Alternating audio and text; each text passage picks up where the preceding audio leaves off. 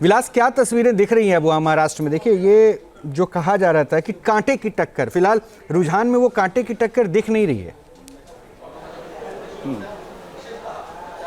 नहीं, बिल्कुल कांटे की टक्कर थी, लेकिन महाविकास आघाड़ी ने वो गवा दी, ऐसा मेरा मानना है। कल तक मैं ये बहुत लोगों से बोल रहा था कि महायुति जिस प्रकार से प्रचार कर रही थी, देखिए एकनाथ शिंदे सुबह से लेकर रात तक घूम रहे थे, भाजपा यानी देवेंद्र फडणवीस की अलग टीम काम कर रही थी, वहाँ अरोड़ा जैसे एक टीम को लेकर अजित पवार अपने कैंपेन कर रहे थे। दूसरी तरफ क्या दिख रहा था? दूसरी तरफ उद्धव ठाकरे अकेले कहाँ घूम रहे, शरद पवार गाँव घूम रहे, लेकिन कांग्रेस कहाँ दिखाई नहीं दे रही थी। यानी टीम वर्क में कहीं ना कहीं महाविकास आघाड़ी ये पीछे पड़ गई है।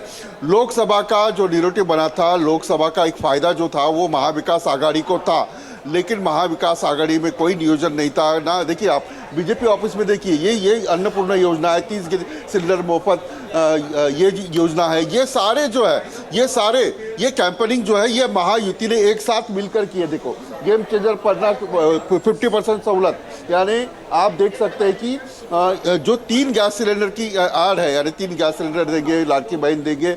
उसके बाद सबसे बड़ी बात क्या हुई है मैं बताता हूँ आपको। ये सबसे बड़ी बात ये हुई कि 1 महीने का लाडली बहन का पैसा नहीं मिला, 3 महीने का लाडली बहन का पैसा 4,500 रुपया मिला, और उसी के वजह से पूरा गेम जो है वो चेंज होगा। ये बात है। देखिए अभी माहौल क्या है बीजेपी ऑफिस में अभी पेड़े जो है वो लाए गए हैं और ये रूम में ये रखे गए हैं। ये वहाँ तक मैं बताता हूँ आपको, ये पेड़े का बॉक्स है, और ये सुबह 9-10 बजे मुकुंद कुलकर्णी है कार्यालय, देखने को चेहरा देखो उनका, ये पीछे जो है वो पेड़े के बॉक्स है। दिखा दीजिए, तो एक कोई भी चुनाव लड़ा जाता है, भी वही देखना। हाँ विलास, नहीं अभी तक बांट नहीं रहे हैं। अभी तक नहीं, वो व्यवस्था कर ली गई है। पेड़े क्यों नहीं बट रहे बटेंगे तो नहीं। अनुराग देखिए, कोई भी प्यार हो या युद्ध हो, वो युद्ध की तरह से लड़ना चाहिए।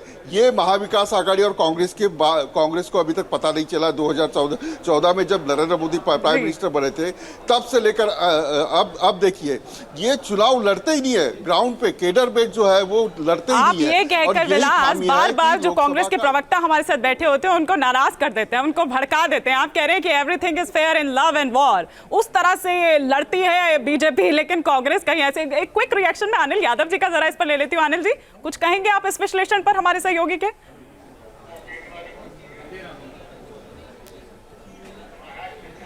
देखिए, अभी अगर यही जो रुझान है ये अगर कांग्रेस के पक्ष में आ रहे होते तो यही जो साथी पत्रकार हैं ये हमारी तारीफों के पुल बांध रहे होते, ये कह रहे होते कि भाई राहुल गांधी जी का जो राजनीतिक कौशल है उसकी तो कोई बराबरी नहीं, जो संविधान नेचुरली, लेकिन है नहीं ना वो, तो कोई बात ही नहीं।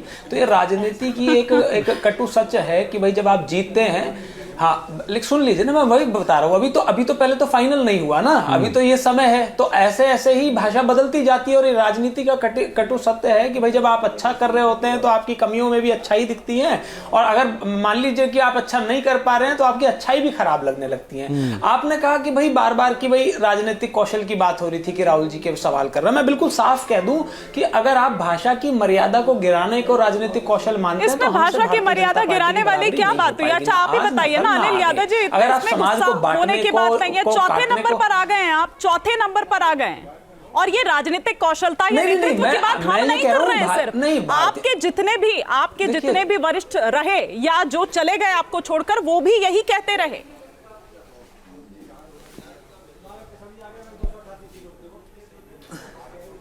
अब देखिए यही बातें हैं कि भाई अगर आपको लगे कि भाई हम इस तरीके के बयानबाजी करने लगे कि शमशान कब्रिस्तान करने लगे, लोगों को कपड़ों से पहचानने लगे, और कोई कभी मदिरा की बात करने लगे, मुजरा की बात करने लगे, तो हमारा राजनीतिक स्तर नहीं है। राजनीतिक में हार और जीत तो चली रहती है, लेकिन एक जो मर्यादा होती है, यदि व्यक्ति उसको भी गिरा देगा तो राजनीतिक लोगों का जो सम्मान है वो कुछ भी नहीं रहेगा। आप राजनीतिक लोगों को कैसे कर सकते हैं कि भाई किसी को सड़क चलते हुए आपको स्तर गिराने को कौन कह रहा है? है तो उसका जिम्मेदारी स्तर गिराने को कौन कह रहा है आपको? लेकिन सर कोई स्ट्रेटजी तो होगी ना आपके पास। नहीं तो कई बार क्या होता है कि स्तर गिराने वालों की लॉटरी निकल जाती है। अच्छा। कई बार यही होता है कि स्तर गिराने वालों का समय अच्छा चल रहा होता है तो उनकी भी लॉटरी निकल जाती है, लेकिन हम उस लॉटरी के चक्कर में स्तर नहीं गिराएंगे, मर्यादा नहीं गिराएंगे। मैं बस इतना कहना चाहता हूं। अच्छा, बीजेपी का रिएक्शन ले लेते हैं। विजय शर्मा साहब, स्तर गिराकर आप लोगों की लॉटरी लग गई है, इसलिए देखिए आप लोग जीत रहे हैं।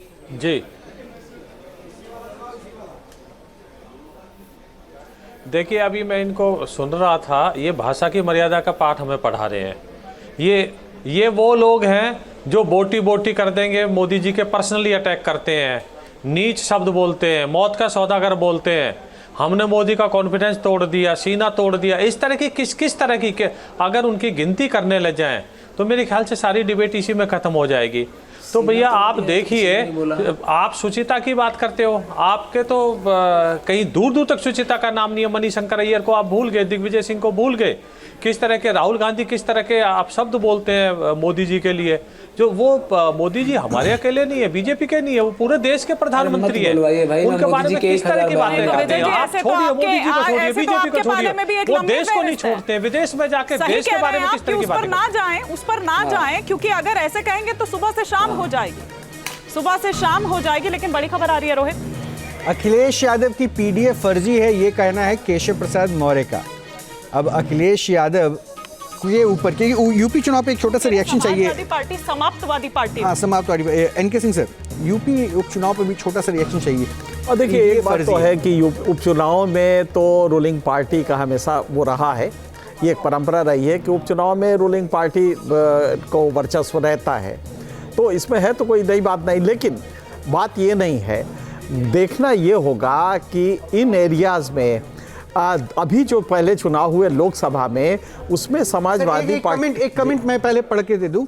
उदित राज ने क्या कहा है कि ईवीएम की जीत ये बता रहे हैं उसे, और जब तक ईवीएम रहेगा तब तक ही नतीजे रहेंगे। नहीं, ये तो बहुत ही 24 में फिर क्या राजनीतिक वर्ग पे एक हास्यास्पद लगता है कि कितने ये मानसिक रूप से एक दिवालियापन है ना।